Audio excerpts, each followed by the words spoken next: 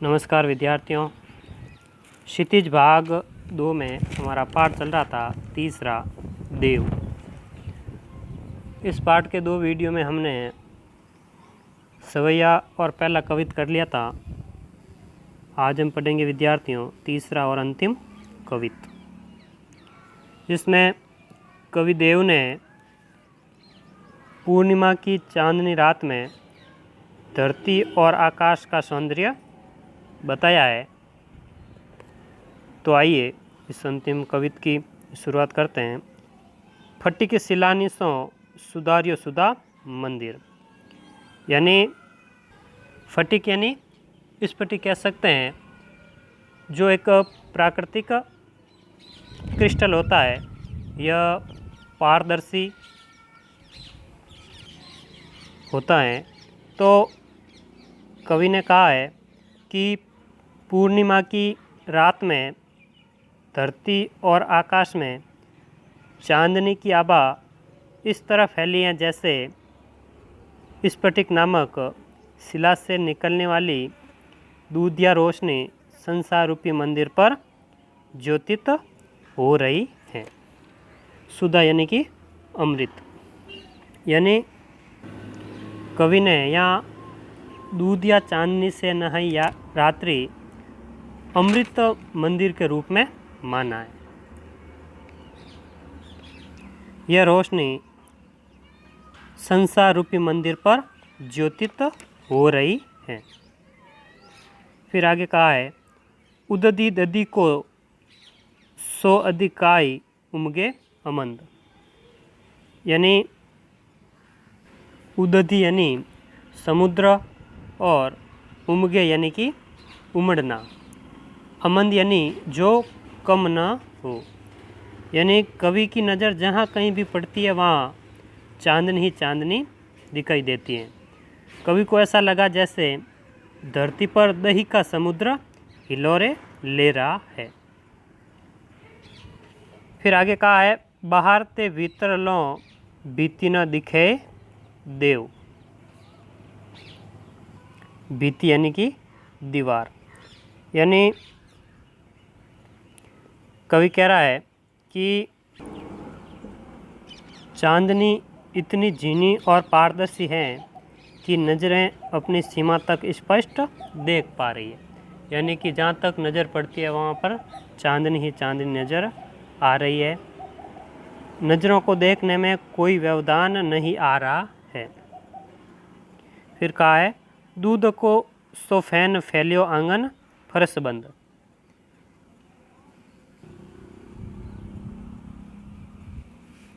फरस बंद यानी कि जो फर्श होती है उसको बोला है कि धरती पर फैली चांदनी की रंगत फर्श पर फैले दूध के जाग के समान उज्ज्वल है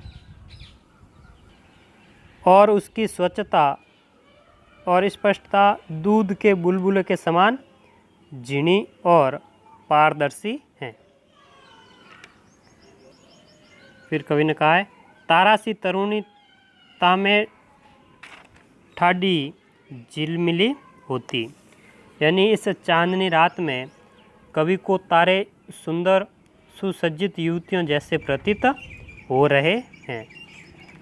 तरुणी यानी कि युवतियाँ। फिर कहा है, मोतिन की ज्योति मिलियो मल्लिका को मकरंद। मल्लिका एक बेले की जाति का एक सफ़ेद फूल को नाम दिया गया है, और मकरंद यानी कि फूलों का रस, यानी कि उन युवतियों की आभूषणों की आभा मल्लिका पुष्प के मकरंद से मिली मोती की ज्योति के समान है। आरसी से अंबर में आभासी उजारी लगे। आर्स यानी कि दर्पण और अंबर यानी आकाश, यानी संपूर्ण वातावरण इतना उज्जवल है कि आकाश मानो स्वच्छ दर्पण हो। प्यारी राधिका को प्रतिबिंब सो लगत चंद, और चांद को कवि ने राधा के मुख के समान बताया है। यानी कि संपूर्ण वातावरण इतना उज्जवल है कि आकाश मानो स्वच्छ दर्पण हो, जिसमें राधा का मुख चंद्रमा के समान प्रतीत हो रहा है। यहाँ कवि ने चंद्रमा की तुलना राधा के मुखड़े से की है। यहाँ पर उपमा अलंकार का बहुत ही सुंदर उदाहरण कवि ने दिया है। तो विद्यार्थियों, ये था हमारा अंतिम कविता। एक बार संक्षिप्त में वापस देखते हैं।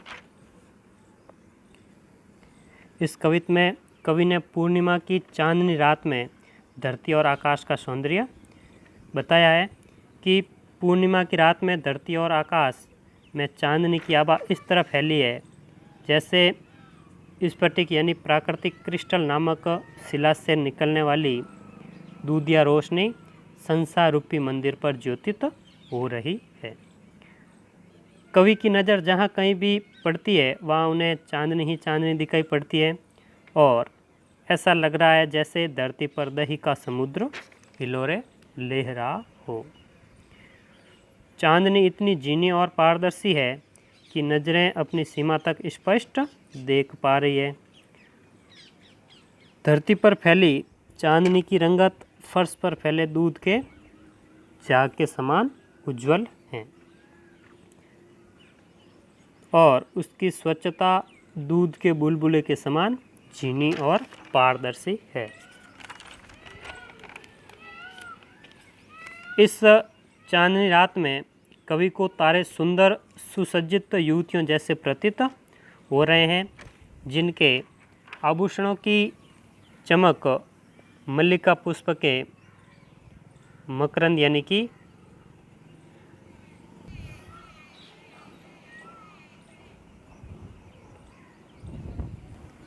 जिसमें चंद्रमा राधा के मुख के समान प्रतीत हो रहा है। यानी कि चंद्रमा की तुलना राधा के मुख से की है। तो यहाँ पर उपमा अलंकार का बहुत ही सुंदर उदाहरण कवि ने दिया है।